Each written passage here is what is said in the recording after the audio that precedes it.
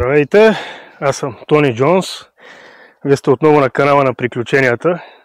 Днес са ме довели на едно магично място.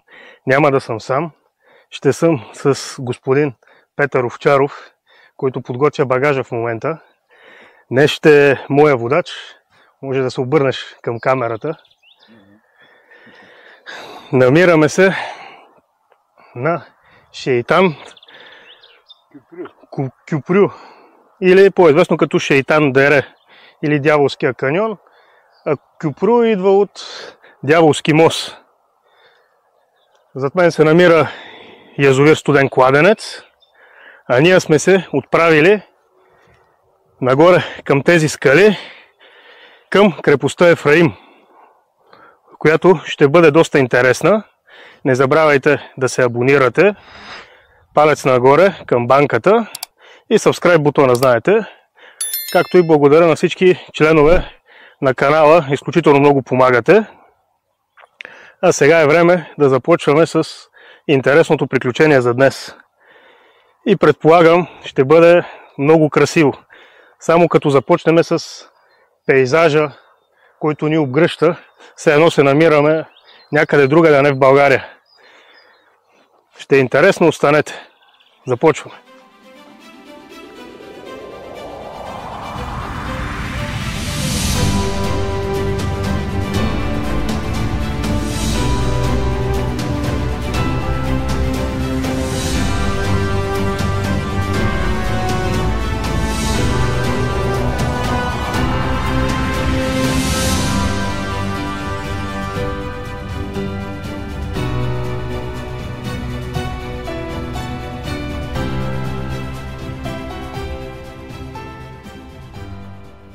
В подножието на крепостта Ефраим сме, която се пада пред мене.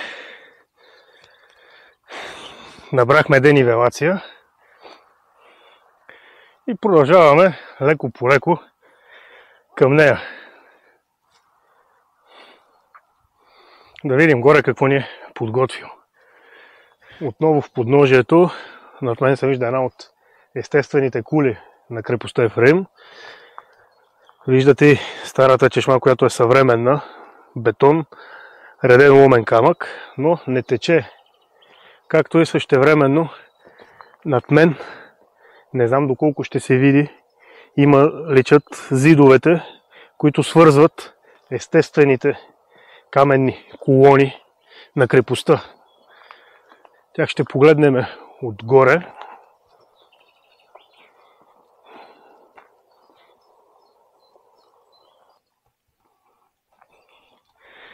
Виждате гледката зад мене. Направо те кара да седнеш и да се любуваш с часове. В комбинация с песните на птичките. Но ние сме се отправили към тези скали, които са крепостта.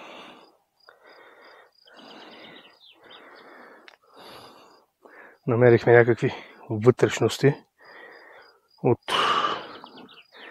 някакво животно.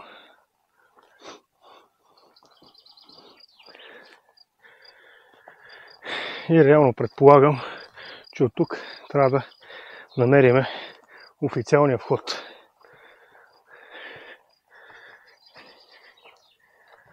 Защото е седловина, от другите страни обиколена от скали.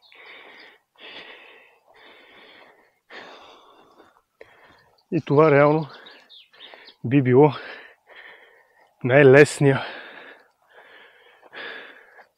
вход. Ето и пътечка натам, която трябва да ни отведе.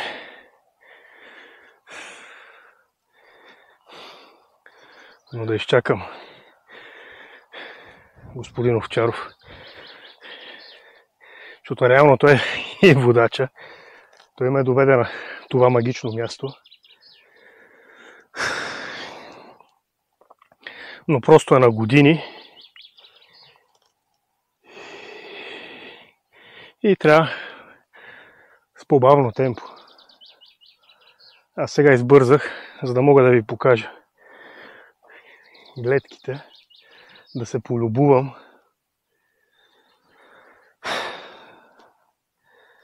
На язовира, подножието Шейтан дере, или Дяволското дере, или Дяволския мост. Мисля, че е Шейтан Карагльоли, го казах господин Овчаров.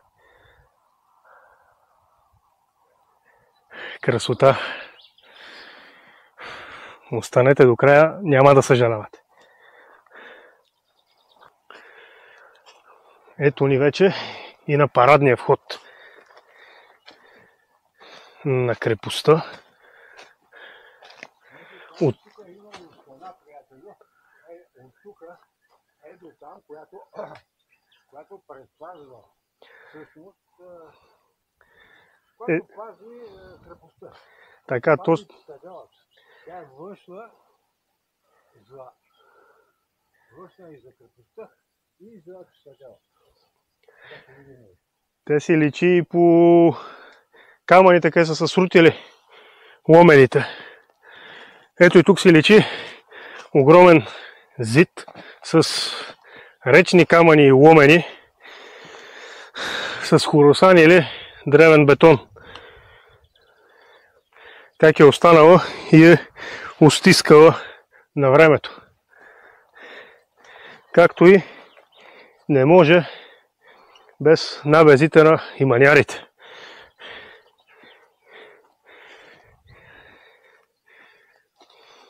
Това е официалният вход. Ето тук има останки от кула, както и вървя през купища от ломен камък, останки от структури. Време да излезна на самата кула.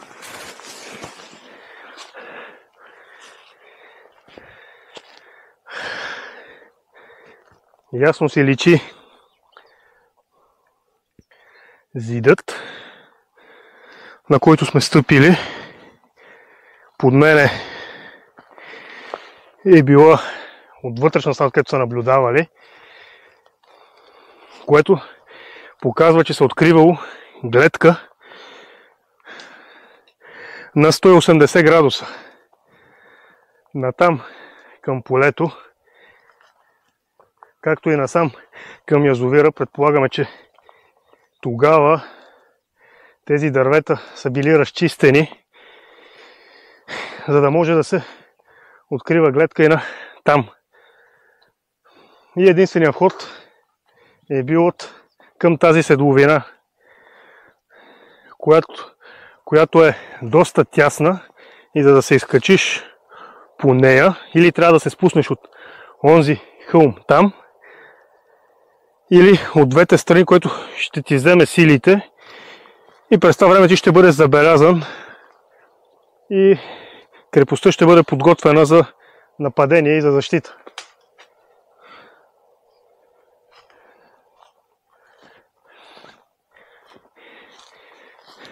Честно казано, не очаквах толкова добре запазени основи и част от кула.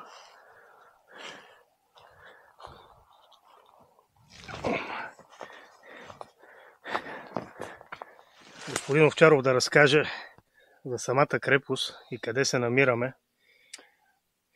Всъщност намираме се на официалния вход на крепостта Ефраим. Тони вече обясни, че тя е крепост от 10-12 век. В момента се намираме на мястото на зида, който предпазва крепостта от тази страна. Това е северна страна. Ето виждате от тази кула, т.е. по-скоро от остатъците на кулата, тук е имало зид, който се свързва с ето тези остатъци. Те са съвсем ясно видими, съвсем ясно видим градеж и продължава нататък. Жалко е, че не можем да проследим, много вече е разренено, но това, което виждаме, мисля, че не е малко. Да, наистина има много останки от зидове и то доста дебели, поени с хоросан. Както видяхме преди малко, следи от иманяри не липсват. Крепостта в момента е изключително обрасла, което я прави трудно забележима от високо, или ако не си на място да видиш зидовете. И това е накратко за самата крепост на много уникално място. Видяхте панорамите, ще покажем и още. Нека да добавя още нещо, Тони. Разбира се. Значи тази крепост има визуална връзка с крепостта Моняк. А крепостта Моняк има визуална връзка с крепостта в... Ще го изстрим после на проблем, ще го случим. Как беше тази крепост, бе? Надолу.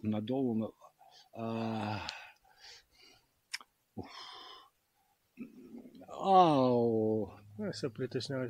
Чакай, тая бе, на езика ми. Сам, че не мога да изплюя, защото ще паднат камъни. Бе, тази крепост над Воденичарско, където е така вляво, бе. Това село. Ох, Боже Господи. О, Боже Господи, сега ще трябва да търся. Устра. Да. Сега. И тази крепост на Моняк, имам предвид, крепостта Моняк има визуална връзка с крепостта Устра. Според мен това е осигурявало възможност за бърза комуникация, извинете ме за чуждицата, за бързо съобщение при някакви ситуации, нападения или необходимост от отбрана или нещо такова. Вероятно са имали уговорени сигнали с огън. И ясно е, че за много малко време съобщението ще се предаде от Устра през Моняк до тук, до крепостта Ефраим. И аз да добавя за крепостта Устра, ходих, имам клипче за нея, ще го оставя някъде тук горе, да цъкнете на линкчето, да го гледате ако не сте. Също така стигах и до Малка Устра, или тя беше наречена по... Тракийска крепост. Да, и надолу светилището, което се падаше лековития камък Илкая, до който стигнах, а отгоре бяха Хамбаркая. И с крепостта, както знаем, насякъде още по времето на китайската страна са използвали светлинните сигнали за предаване на бързо на съобщения. И почти всички крепости са визуално били свързани с други, за да могат да се предават при евентуално нападение и да може да се организира защита и предпазване от нападение. Също така за крепостта Моняк, тя се надмира, от нея се вижда моста надгорно поле. Лисиците, мисля. Лисиците е от другата страна на язовира, да. Но оттам се вижда прекрасно. От Моняк се вижда прекрасно. Да.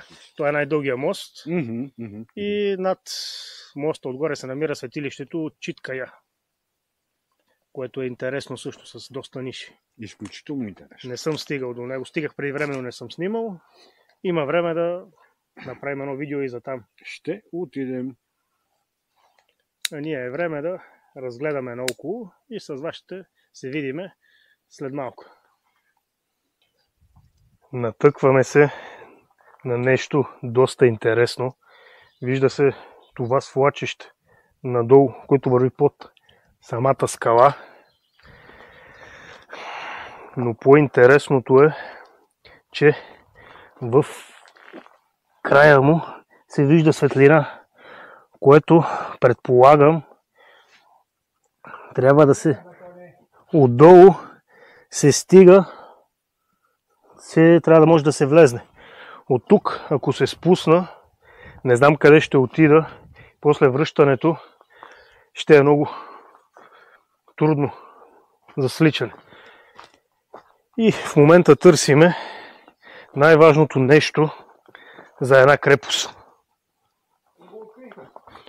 Да, и както казва, го открихме. Ето го под мене. Това е кладенчето, де-факто е бил извора на водата. Както знаеме, крепост, най-важното е да има постоянна питейна вода. Без храна ще издържат повече, отколкото без вода. И ясно си личи зида, който го е било обособявал. Но сега явно е пресъхнал. Аз имам една идея. Ще погледнем вътре. Опа! Защото тук продължава. Това е мястото, където е събирана водата. Точно там, където отиваш. Да, се виждам, тя си има водата. И де-факто се вижда светлината на онази дупка там. Да. Светкаме.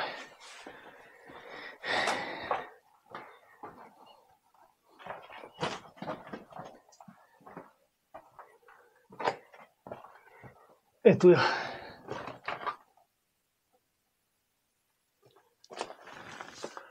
Дупката нагоре, която се е срутила насам. Ето го и самото кладенче. Варовикови скали, наподобяващи се едно зид, спремесени с камъни. Виждате камъните, които са се срутили от отгоре. Последствие на влагата. Това е светлината, която виждаме. Преди малко ето показах. И от тук са черпили вода за самата крепост.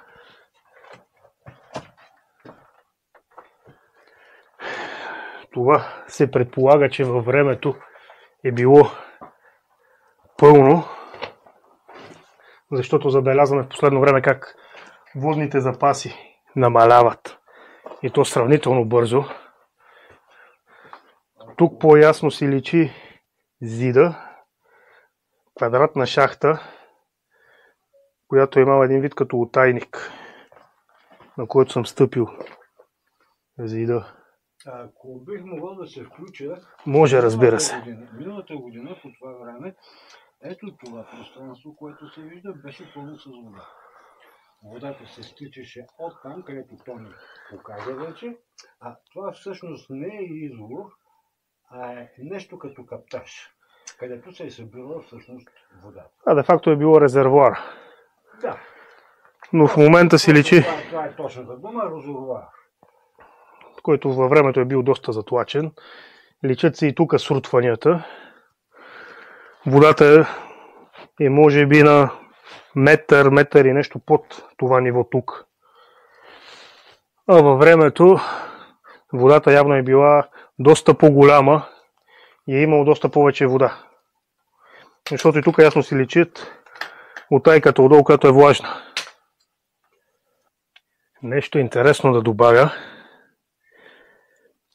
Ясно си личи зида. Личи си двете керамиди, обърнати една към друга, как образуват като тръба.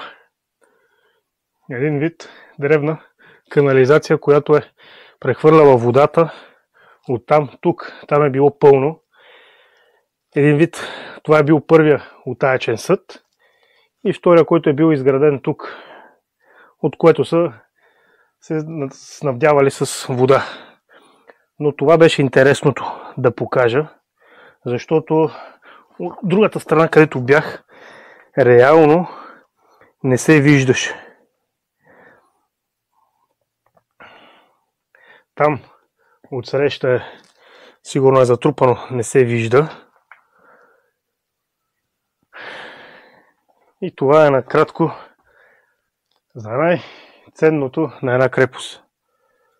Извора с водата, който честно казано до сега не бях попадал на така добре да си личи. И то на, да кажа, за мен е изцяло неизвестна крепост.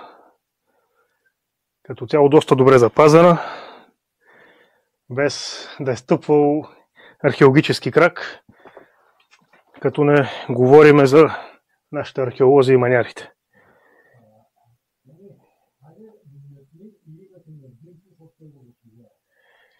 Сега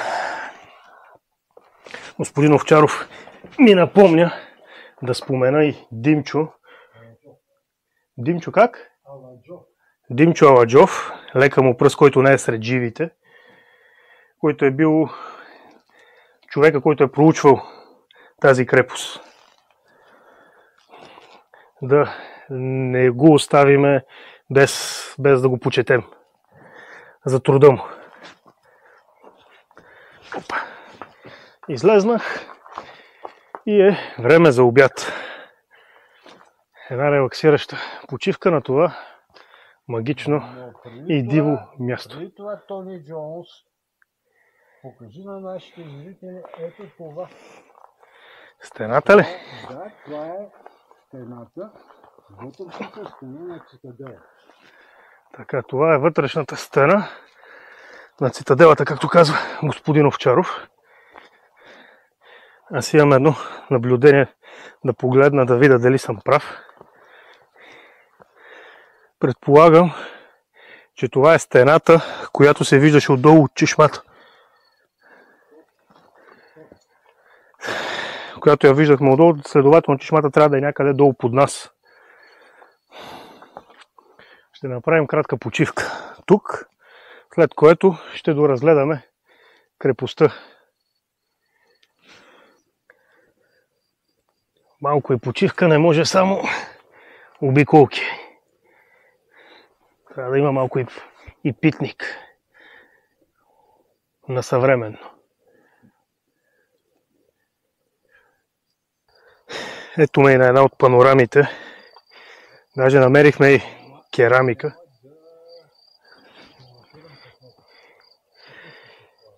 И керамика. Отправяме се натам да разгледаме останалите останки и после леко по леко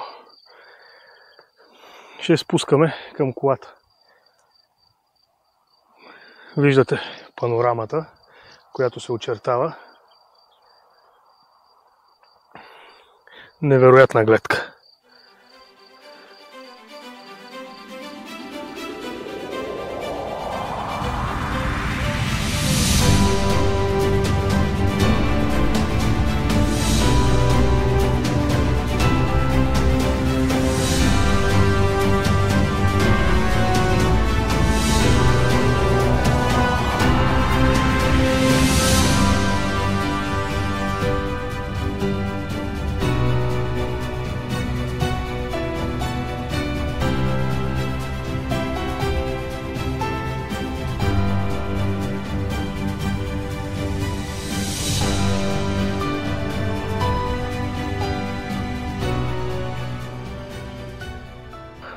Слезнах от панорамата.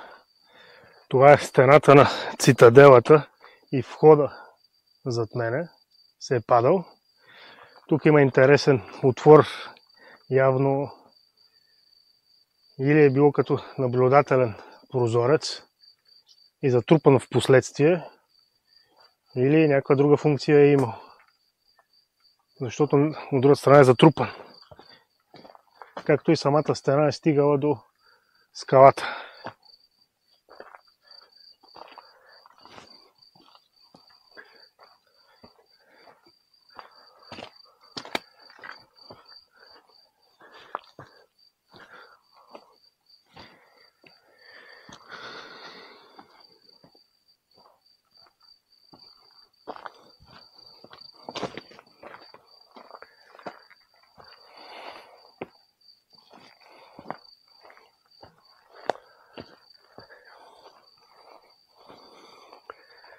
Ето ни и на съседната седловина,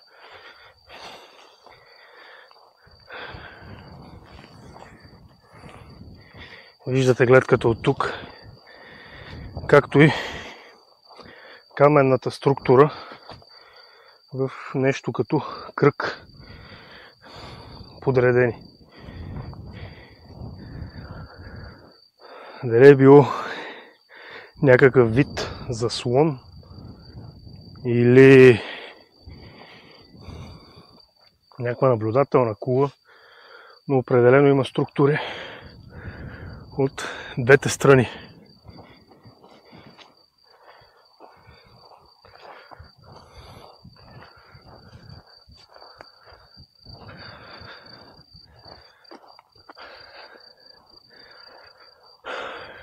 Красота.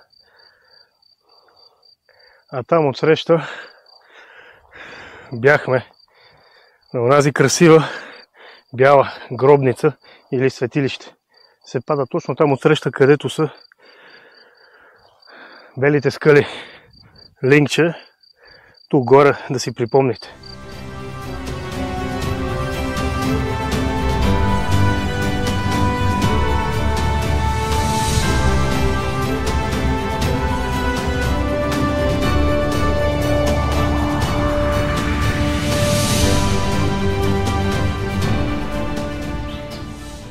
Много е интересно нещо и този път май го набарахме вече. Зазидана пещера, долу ниша. Дали е бил вълчан? Базикам се, разбира се. Няма пещера отдолу, така изглежда нишата. Може би от тук е вървял стена, която е преграждала и затваряла под цитаделата, която се пада над мене. Но тук е достатъчно да завърти въображението на много хора.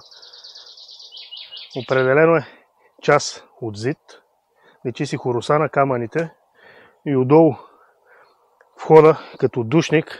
Първоначално аз се заблудих, но викам да ви пробвам. А вие взехте, че тръгнахте вече да копаете.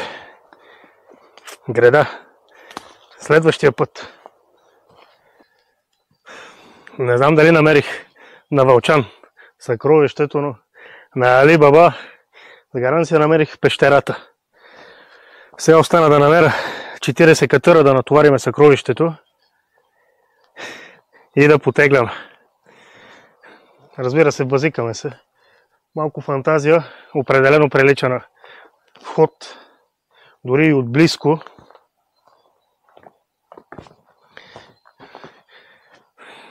Прилича на врата, но пробвах с сезам, отвори се, не иска, явно нещо е заява, трябва да смажеме.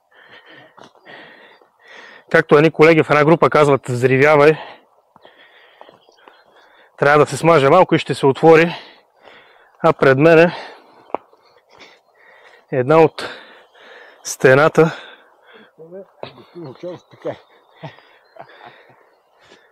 де-факто е под мене, отдолу. Сега ще слезнем и долу да ви покажа. Интересно, за самата стена измерихме я около 2,40 дебела, което е доста и е добър пример как е затваряла крепостта като външна стена между двете скали и е била доста трудно проходима. Нямало как да минете през нея. Сега е направен каптаж, може би от водата е хваната. Ето е стената в подножието. Виждате, предполагам, опа, колко е дебела, даже се е пропукала. А под мен се пада и чешмата. Трябва да се пада, да не съм сигурен на 100%. Но тръбата, която върви там, трябва да сваля вода надолу. И съвременно е почиствана. Но за сега няма вода. Аз продължавам надолу И мисля, че от тук ще слезна при чешмата и там ще се видим отново. Слезнах от стената, както предполагах, на самата чешма и отгоре, където вървеше тръбата към тази чешма. Крепостта е изключително интересна, заключена между четирите каменни кули, които я правят доста трудно пристъпна, както и видяхте стената 2,40 дебела, която затваря между двете кули каменни от скалите. Ние се отправяме леко по леко към колата. Тук мисля да сложа край на това приключение. Изключително интересно и приятно. Не забравяйте да се абонирате към банката и палец нагоре. Subscribe бутона да не забравите. Така много ми помагате, както и благодаря на всички членове на канала. Без вас много неща няма да са толкова лесно постижими. Благодаря за подкрепата. Надявам се да ви е било приятно и останете да се насладите на прекрасните кадри от дрона. Чао и до следващото приключение!